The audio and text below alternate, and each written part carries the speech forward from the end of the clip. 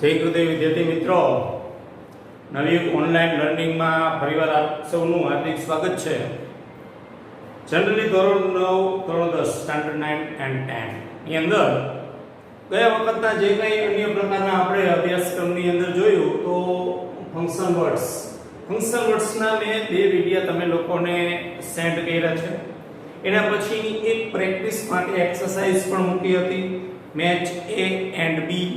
હવે આજે આપણે એ પોઈન્ટની અંદર જે અગત્યનો જે ક્વેશ્ચન જે પૂછાય છે એ આજે આપણે કરવાના છીએ કે જે પોઈન્ટ છે complete the sentence using function.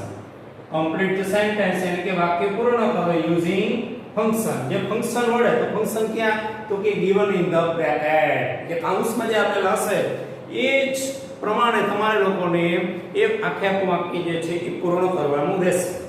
હવે તમે લોકો એના માટે થઈને શું કરવાનું તો કે જ્યારે અગાઉ જે વિડિયો જે બધા હતા ફંક્શન વર્ડ્સ લખતા એની અંદર મેં 2 પાર્ટ કરેલા હતા. બંને પાર્ટના વિડિયો તમારે ફરીવાર જોઈ લેવા.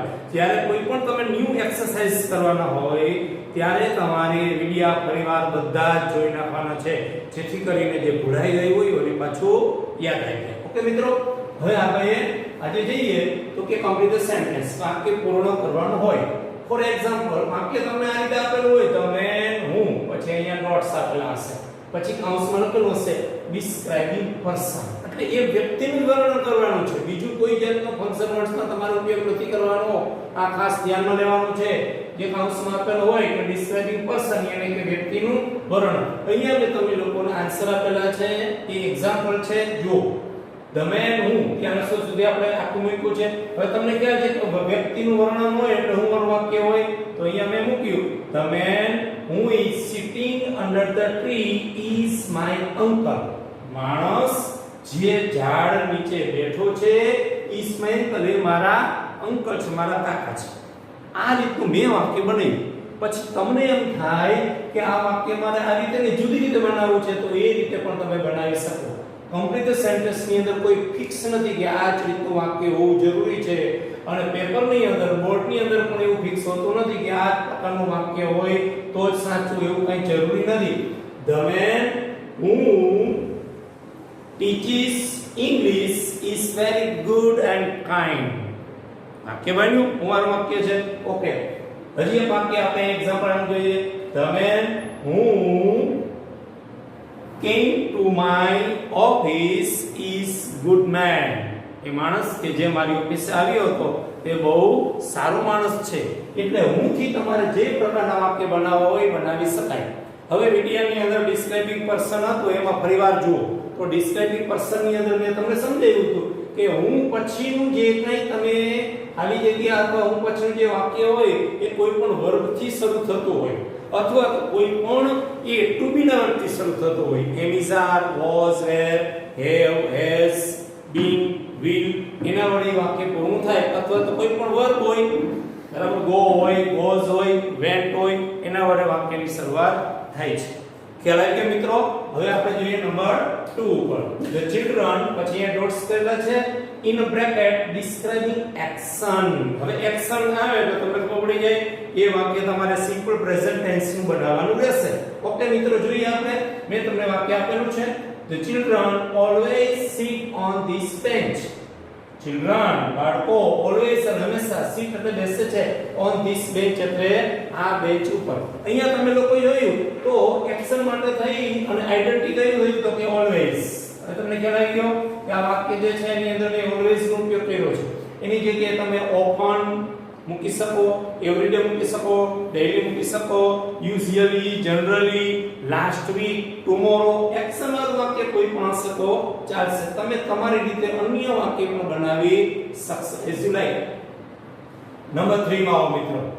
ઓપન પછી અહીંયા મેં ડોટ્સ કર્યા છે. In a bracket describing process. Process નો મતલબ થાય છે પ્રક્રિયા. હવે અહીંયા તમને આપેલું છે ખાલી ઓપન. ફરીવાર વળી પાછા તમે જે ફંક્શન વર્ડ્સ ના વિડિયા હતા એના તરફ ફરીવાર જાઓ. હવે વિડિયાની અંદર તમે જુઓ કે ડિસ્ક્રાઇબિંગ પ્રોસેસ છે વાક્ય કયા પ્રકારનું બને, કેવી રીતે વાક્ય બને છે. તો મેં ત્યારે પણ તમે લોકોને સમજાવ્યું હતું કે ડિસ્ક્રાઇબિંગ પ્રોસેસ ની અંદર વાક્યની શરૂઆતમાં મેન વર્બ આવે.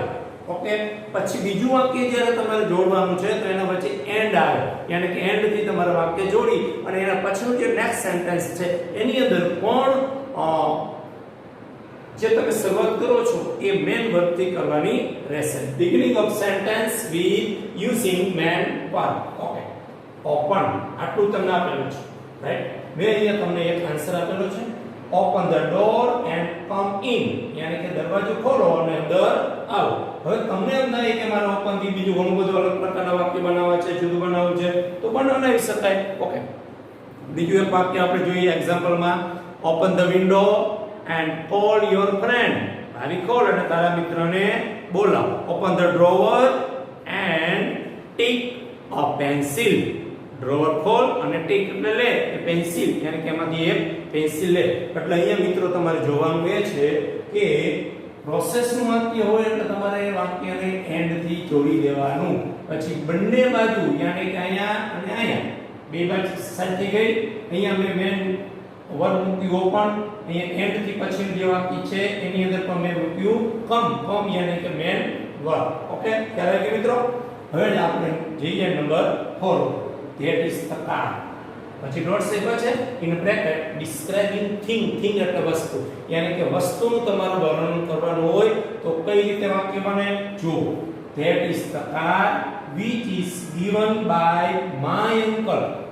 એવી કાર કે જે મારા કાકા દ્વારા આપવામાં આવી છે. અહીંયા મેં કાર છે એટલે કેનો ઉપયોગ કર્યો મિત્રો? તો કે which નો ઉપયોગ કર્યો છે, કેમ કે એ નોન લિવિંગ થિંગ્સ છે એટલે બીજી વસ્તુ હોય એટલે એના માટે તમારે which નો ઉપયોગ કરવાનો રહેશે.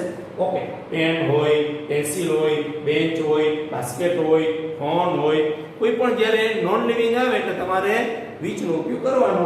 હવે તમને ખબર પડી ગઈ કે which પછી અહીંયા વર્બ મૂકવાનું છે અથવા ટુ બી નું કોઈ પણ વર્બ મૂકવાનું છે, પછી એની શબ્દની સાથે તમારે જોડી દેવાનું છે. ઓકે, હવે અહીંયા કારની વાત થઈ એટલે અહીંયા આપણે which નો ઉપયોગ કર્યો. આ વાક્ય તમે તમારી રીતે પણ બનાવી શકો છો. Okay, number 5 Mohan.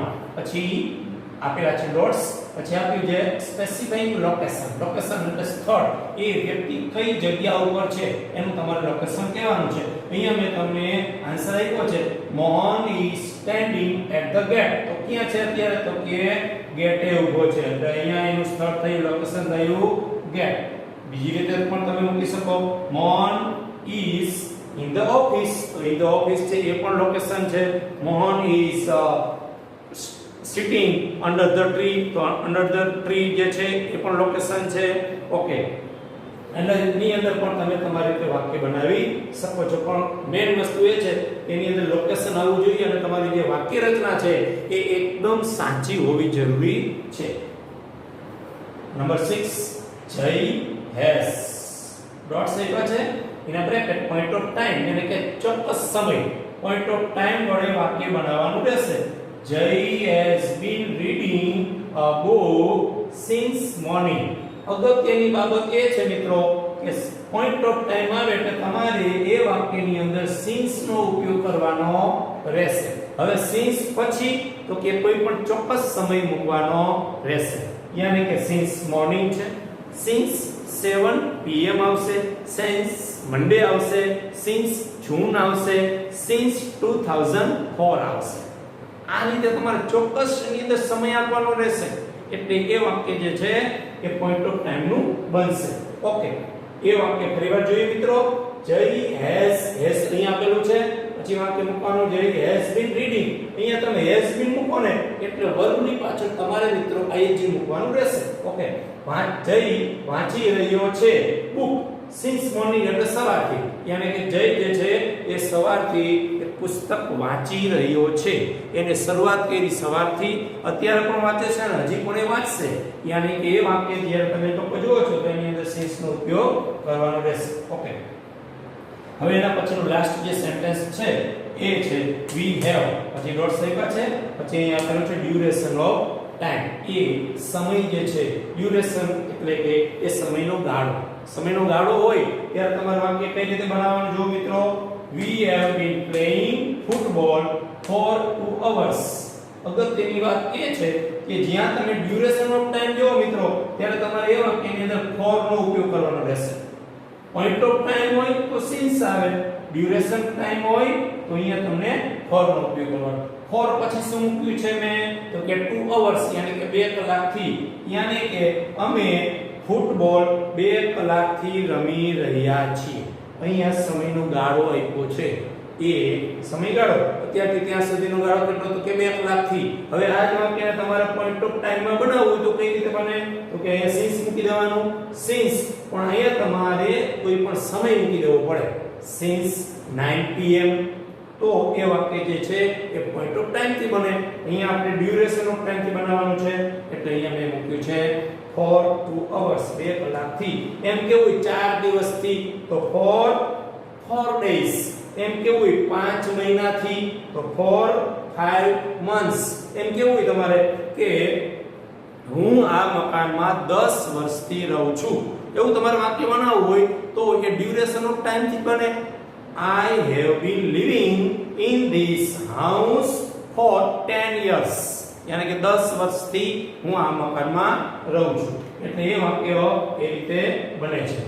ઓકે મિત્રો, હવે કમ્પ્લીટ સેન્ટેન્સ ની આ પ્રકારના 7 વાક્યો મેં તમે લોકોને સમજાવ્યા અને એ પછી આગળની અંદર પ્રેક્ટિસ તમારે ઇંગ્લિશ ગ્રામર છે એની અંદર પણ એની એક્સરસાઇઝ આપેલી છે, એની અંદર પણ તમે પ્રેક્ટિસ કરી શકશો.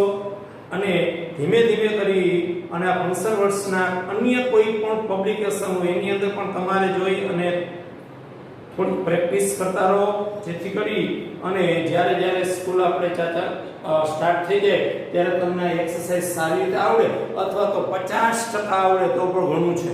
અન્ય પછી જ્યારે સ્કૂલ ચાલુ થશે ત્યારે પછી એની એક્સરસાઇઝ આપણે એ ફેસ ટુ ફેસ કરશું અને આગળ વધશું. ઓકે મિત્રો, અસ્તુ, જય ગુરુદેવ.